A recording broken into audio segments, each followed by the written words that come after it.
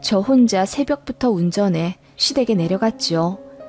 언제부턴가 미국 도련님네는 일을 핑계로 한국에 오지 않으셨고 얼굴 본 지도 몇 년 되었어요. 그래서 늘 시누이네와 조우하곤 했죠. 그때도 신혼의 가족들이랑만 시끌벅적하게 계시더라고요. 도착하자마자 애들 풀어놀게 하고 저는 7시간의 장거리 운전에 너무 피곤해 인사 후 잠깐 앉아 쉬고 있었습니다. 그랬더니 어머님이 저를 흘겨보시며 아들 셋 낳았다고 이제 처나가 만만해? 예전에는 쇼파가 뭐야? 거실에 오지도 못하더니 라고 농담처럼 말씀하시더군요. 그 말에 저는 황당은 했지만 며칠 묵을 생각에 분위기 망치기 싫어. 어머님, 결혼한 지 이제 10년이 다 되어가는데 저도 시댁 편해질만 하죠. 제가 시댁을 불편하게 생각했으면 좋으시겠어요? 라고 하며 웃었더니 어머님이 신우를 보며 쟤 능청스러워진 것 좀 봐라. 예전에는 내 말에 찍소리도 못하고 조용히 있더만. 이라고 하시더군요. 한동안 안 그러시더니 이번엔 당신 아들 없다고 또 갈굼짓이 시작되신 거였어요. 어머님은 저 오기만 기다렸다며 동그랑땡 빚이라 한 소쿠리 내어주시고는 당신은 딸이랑 동네 마실 좀 다녀오겠다며 나가시더라고요. 그래서 저 7시간 새벽 운전하고 이제 도착했는데 오자마자 일을 시키시는 거냐고 하니 그럼 며느리가 그런 거라도 해야지. 너 많이 컸다? 이 집안에 한참 모자라는 며느리이니 어머님 마음에 잘 들게 노력하겠다던 옛날 다짐은 어디로 간 거야? 라고 하시며 웃으시더라고요. 저는 그런 말 한 적 없거든요.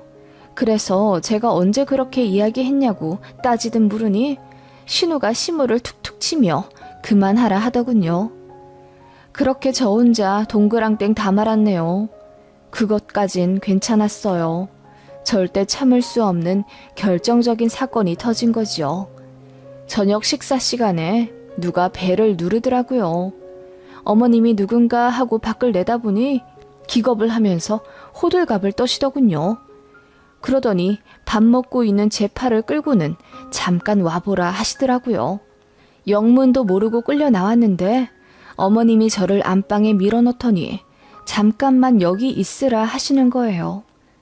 어머님, 갑자기 왜요? 나중에 설명하마. 잠깐만 여기 있어. 그렇게 말씀하시고는 안방을 닫으셨어요. 이윽고 손님 한 분이 들어오는 소리가 들렸어요. 어머님이 엄청 반갑게 맞아주시는데 얼핏 들어보니 교회 관계자 중 높으신 분 같았어요. 밥 먹다 이게 웬 봉변인가 싶고 저는 왜 숨어야 하나 싶어 황당하더라고요. 바로 가실 줄 알았는데 시간은 꽤 오래 흘러갔고요. 그때 안방문이 슬그머니 열리더니 제가 먹던 소고기 뭇국에 밥이 말아져 있는 그릇이 들어오더군요. 어머님이 문틈 사이로 속삭이듯 이야기하며 잠깐만 이렇게 먹거라. 그만 가실 거야. 라고 하더니 바로 닫으셨고요. 이게 뭔 일인가 싶어서 문을 열려고 하니 어머님이 절대 안 된다고 하며 문을 닫으려 하셨어요. 그때 그 손님이 성경책인지 무언가를 찾으셨고 안방 쪽으로 오려고 하시더라고요. 그러자 어머님이 먼저 들어와 저를 급하게 밀어서 안방 안쪽에 있는 화장실로 넣어버리고는 문을 닫아버리셨어요. 거긴 안 쓰는 화장실이라 난방도 안 되고 불도 안 들어오는 곳이에요. 이 캄캄하고 축축한 공간에 있으려니 내가 왜 여기 있어야 하나 싶어 어이가 없다 못해 화가 치밀어 오르기 시작했습니다. 어머님이랑 손님은 안방에서 잠시 이야기를 하다가 다시 거실로 나가셨고요. 저는 이대로 참을 수가 없어 그대로 화장실 문을 박차고 이어 안방 문도 거세게 열며 나왔습니다. 제가 거실에 들어섬과 동시에 어머님 표정이 기절할 듯 새하얘지더군요. 손님이 저를 의아하게 보다가 이내 웃고는 누구셔? 아, 큰 며느리구나. 안 그래도 내가 자기한테 물어볼 게 있어서 그전부터 연결 좀 시켜달라고 했는데 우리 권사님이 며느리 바빠서 안 된다고 어찌나 보호를 하시던지. 라며 저를 붙잡고 제가 다니는 은행에 대해 물어볼 게 있다고 하시더군요. 자기 막내 조카가 은행에 가고 싶다고 하는데 저도 같은 대학이라 도움이 되지 않겠냐 하시면서요. 그 말에 저는 어머님이 왜 저를 그렇게 필사적으로 감추려 하셨는지 알겠더라고요. 제가 고졸인 게 창피해 다른 사람에게 대졸이라고 거짓말 하신 거였어요. 이젠 정말 참기 힘들더군요. 그래서 제가 물었죠. 대학이요? 조카분이 어느 대학교 나오셨는데요? 땡땡 대학교야. 우리 큰며느님도 거기 경영학과 나왔다면서? 어머, 아니에요. 저 고졸이에요. 어머님이 저 고졸 창피하다고 하시더니 또 거짓말 하셨나 봐요. 그전부터 사람들한테 자꾸 대졸이라고. 제가 이야기하자 어머님이 사색이 되며 제 입을 막으려 하셨습니다. 저는 가뿐히 피하고 이어 말했죠. 저 대학교 안 나왔어요. 그래서 어머님이 거짓말한 거 들킬까봐 저를 화장실로 밀어 넣으셨나 봐요. 그래도 배고플까봐 먹던 밥은 넣어주셔서 감사해요. 그래도 화장실에서 밥 먹으라고 하는 건 너무 하셨어요, 어머님. 제 말에 어머님, 손님, 신혼의 가족들 모두 벙쪄서 정적이 흘렀습니다. 아이들이 없었기에 망정이죠. 어머님은 순식간에 얼굴이 고추장처럼 새빨개져서는 말을 더듬고 난리가 나셨습니다. 그게 아니라 나는 우리 큰며느리가 워낙 낯을 가려서. 낯을 가리다뇨. 어머님 저 꽤 활발한 거 모르셨어요? 시댁에서만 무수리처럼 아무 말 못하고 살았지 밖에서는 그래도 인정도 받고 사람들한테 인기도 많아요. 제 말에 어머님은 식은땀이 나시는 듯 연신 부채질을 하셨고 어머님 손님은 다 알았다는 듯이 고개를 끄덕이다가 언짢은 표정으로 나가신다 하셨어요. 그 모습에 어머님이 사색이 되며 잠깐 이야기 좀 하자고 말렸지만 손님분은 고졸이 뭐가 어떻다고 저렇게 훌륭한 며느리를 감추고 난리야. 나도 고졸이야. 그동안 속으로 목사 부인이 고졸이라고 무시하며 살았겠네. 그리고 종교 있는 사람이 그렇게 거짓말하면 못 써. 라며 화를 내고 나가셨어요. 어머님이 버선발로 쫓아가셨지만 소용없는 듯 했고요. 그렇게 어머님은 터덜터덜 돌아오시더니 세상 다 잃은 표정으로 이제 교회 못 나가게 생겼다며 우시더라고요. 그리고는 저더러 눈치가 없다며 타박하시길래 제가 그대로 일어나 말했습니다. 아직도 눈치 없으신 건 어머님이세요.